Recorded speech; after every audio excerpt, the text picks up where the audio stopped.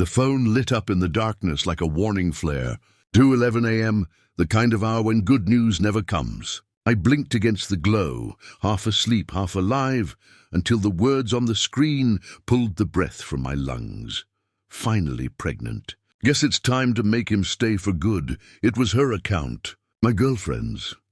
Maya. At first, my sleepy brain tried to twist it into a joke. Something harmless, another one of her playful posts that always drew laughter and likes. But then I saw the way she wrote it. The phrasing. That emoji? It wasn't funny. It was sharp. Cruel, almost. My own comment sat beneath it. A single red heart and the word wow, typed hours ago when I thought she was teasing like usual. Now it mocked me.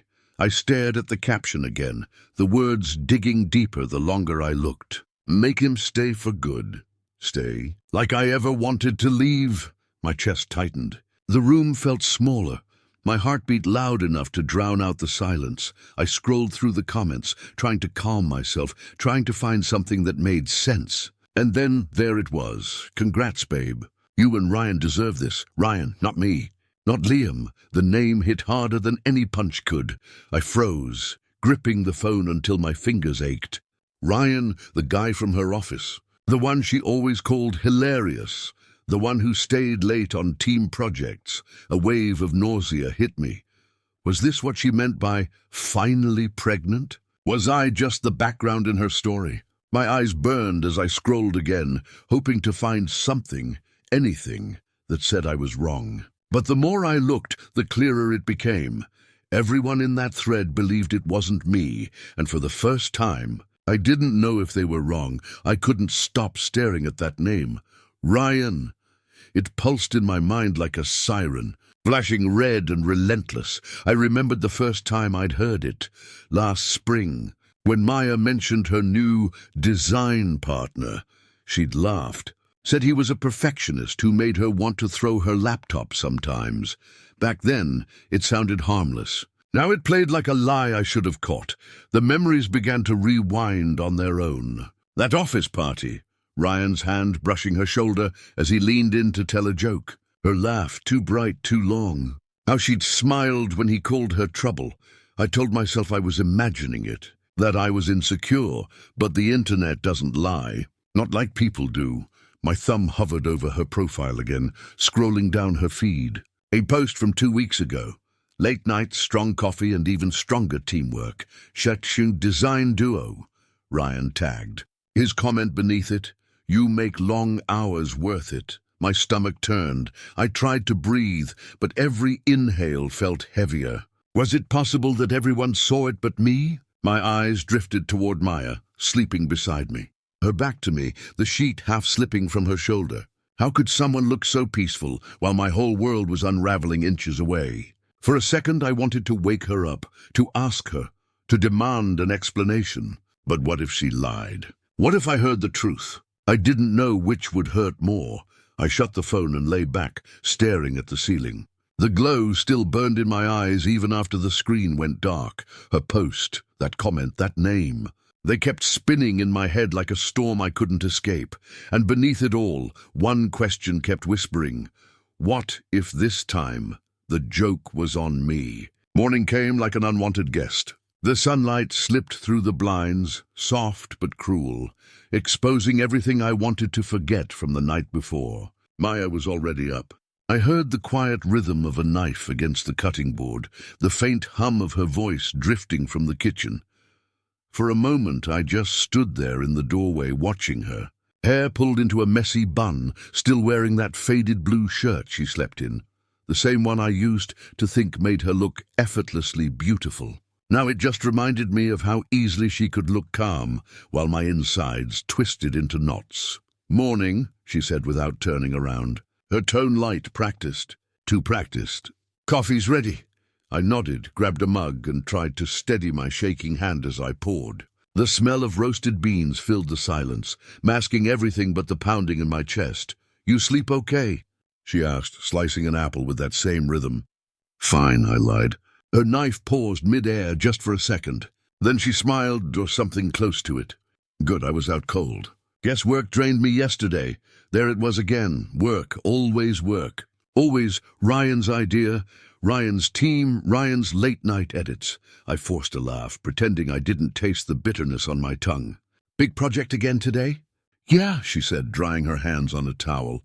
Ryan's leading the client pitch. You know how he gets, all intense and dramatic. She laughed softly, but it didn't reach her eyes. The way she said his name made something inside me twist tighter. I wanted to ask, what's really going on between you two? But the words caught in my throat. Instead, I took a sip of coffee that suddenly tasted like ash. She brushed past me on her way to the door, kissed my cheek and whispered, "Wish me luck." And before I could even breathe out a reply, the door clicked shut. The apartment fell silent again, except for the sound of my heartbeat, still searching for a reason not to break. The moment the door closed behind her, the quiet felt heavier than ever. I sat there at the kitchen table, her coffee mug still half full, lipstick print bright against the rim, proof she'd been here, but her heart felt miles away. I reached for my phone again. I told myself it was just to check messages, but my fingers had already opened her profile before I could stop them. The post was still there. The same caption, the same thread of congratulations, the same name. Ryan. I clicked on his profile. Public. His latest photo, Maya and him standing side by side at some rooftop event, city lights glowing behind them. She was laughing, her head tilted toward him like he was the only person who existed. The caption read, "Work hard, play harder. Couldn't ask for a better partner in crime." My thumb hovered over the screen, trembling. The comments underneath were a punch in the gut. Co-workers, friends, all tagging them together. Heart emojis, inside jokes I didn't understand. And there, her comment. "Your trouble, Ryan." The room blurred for a second. I locked the phone, but the image wouldn't leave my head. Her smile, the one I used to think was mine.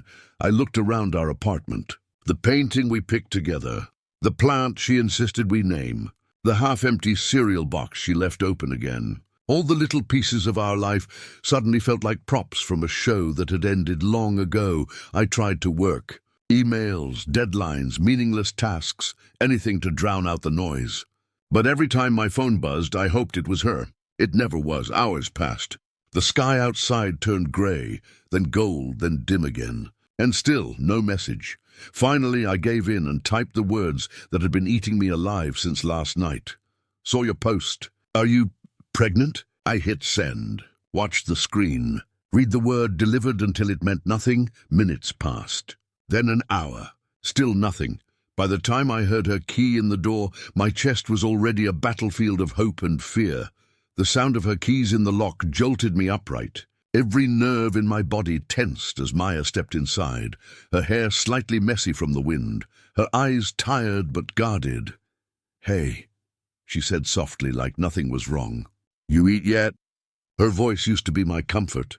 Tonight it sounded like an echo I couldn't trust. I stood up slowly. "We need to talk." She blinked, hesitated, then set her bag down on the couch. "Okay, about what?" My throat went dry. "About your post."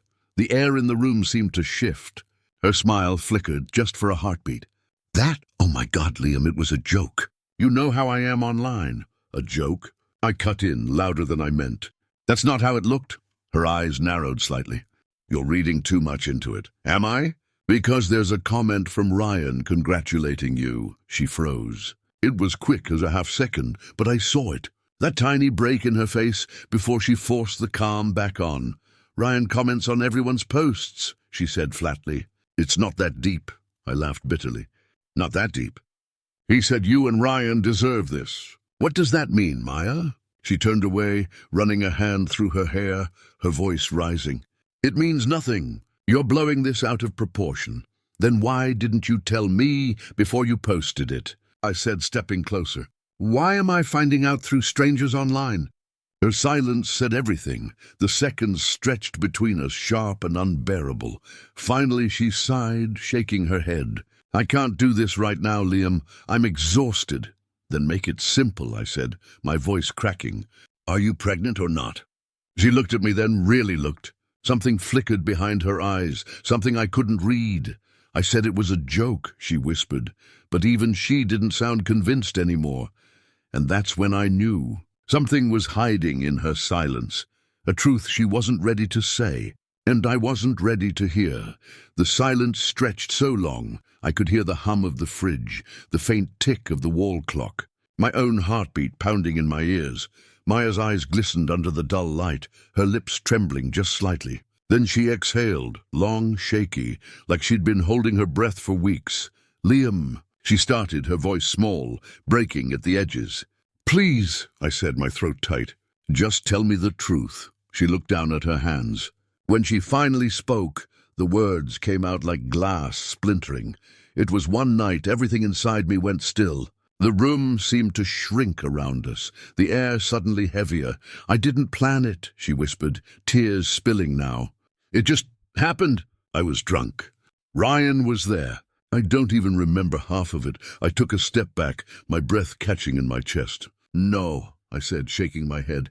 "You don't just accidentally betray someone. You don't post about being pregnant like it's a game." Her sobs broke through the room. "I didn't mean to hurt you, Liam. I swear I didn't even know until the test, until—" Her voice cracked again. I panicked. "I thought if I made it seem like you were the father, maybe it would fix everything." The words hit harder than anything before. "Fix everything?" I stared at her. The same woman who once held me when my mother died, who used to leave love notes in my lunch, who made this apartment feel like home. Now she looked like a stranger drowning in her own guilt. "Is the baby his?" I asked. She hesitated, just long enough to destroy me. "I don't know," she whispered. The words hung between us like smoke. And suddenly I couldn't breathe. All the memories, the laughter, the late-night talks, the promises, they rushed through my mind like a cruel movie I couldn't turn off. She reached out, her voice barely a breath. "Liam, please. I can fix this. We can fix this." I stepped back. There was nothing left to fix, only the truth, bleeding through the silence. I don't remember when I stopped crying. At some point the anger just burned out, leaving only a hollow ache. Maya sat on the floor by the couch, her head buried in her hands, whispering apologies into the quiet, the same quiet where our laughter used to live. I stood by the window, staring out at the city lights. They blurred through the glass, flickering like all the things we promised each other. Bright for a while, then gone. 3 years. 3 years of shared mornings, silly fights, whispered I love yous before sleep. And now, one night, one secret, had turned it all into something I couldn't recognize. I thought about the first time we met. Her smile, how sure I'd been that she was the one. It's cruel, how your brain still remembers the soft parts of someone while your heart is learning how to hate them. Behind me, I heard her whisper, "Please don't go." Her voice cracked. "I made a mistake. I was scared. I didn't know what to do." I turned around slowly. Her face was streaked with tears, her hands shaking. And for a second I almost reached for her. Almost. "But forgiveness isn't something you give when you're still bleeding. I don't know who you are anymore," I said quietly. She flinched like the words had weight. "Liam, I still love you." I shook my head. "You loved me enough to lie?" The look in her eyes then, it wasn't anger. It was despair, the kind that comes when you realize you've broken something that can never be fixed. I picked up my jacket from the chair, my keys from the counter. Every step toward the door felt heavier than the last. "Don't do this," she whispered. "Please." But my hand was already on the handle. For a moment I hesitated, the kind of pause where a whole life could change if one person said the right thing. But she didn't, and I couldn't. When the door closed behind me, it sounded like an ending. The hallway outside our apartment felt colder than it ever had before. My footsteps echoed against the tiles, each one sounding final. I didn't look back, not because I didn't want to, but because I knew if I did, I'd break. The city was quiet tonight. Rain had started to fall, soft and steady, washing over the streets like the world was trying to rinse itself clean. I walked without knowing where I was going, hands buried deep in my pockets, jacket clinging to my shoulders. Every memory played in fragments, her laugh over burnt pancakes, the way she'd fall asleep on my chest, that one night she cried in my arms and said, "You're my forever." I used to believe her now. Forever felt like a lie people tell when they're scared to admit that love can end. My phone buzzed. A message from Maya. Please just come home. I can't do this without you. I stared at the screen until the words blurred. Then I powered it off. Maybe she was right. She couldn't do this without me. But the truth was, I couldn't do this with her anymore. The rain hit harder now, soaking through my clothes, numbing the ache in my chest. And for the first time in years, I felt something close to clarity. Some stories don't end with forgiveness. Some just end with someone finally walking away. They say time heals everything, but standing there under the rain that night, I didn't believe it. Because healing doesn't mean forgetting. It means learning to live with what broke you. And still choosing to move forward. Weeks passed. I didn't hear from Maya again, not directly. Just a few mutual friends mentioning she'd left the city, trying to start over. I guess we both were sometimes. I still catch myself thinking about her, about what could have been if things had gone differently. But then I remember the silence that followed her confession, the weight of betrayal that never really lifts. Some wounds teach you more than love ever could, and maybe that's the lesson. That love isn't just about staying. It's about knowing when to let go. So if you've ever stood in that same storm, heartbroken, lost, wondering how to breathe again, just know this. You will. Not today, maybe not tomorrow. But someday, you'll wake up and it won't hurt the same. And when that day comes, you'll realize walking away wasn't the end. It was the beginning of you finally coming back to yourself. Tell me in the comments, have you ever had to walk away from someone you still loved? I'll be reading every story because maybe your healing helps someone else find theirs.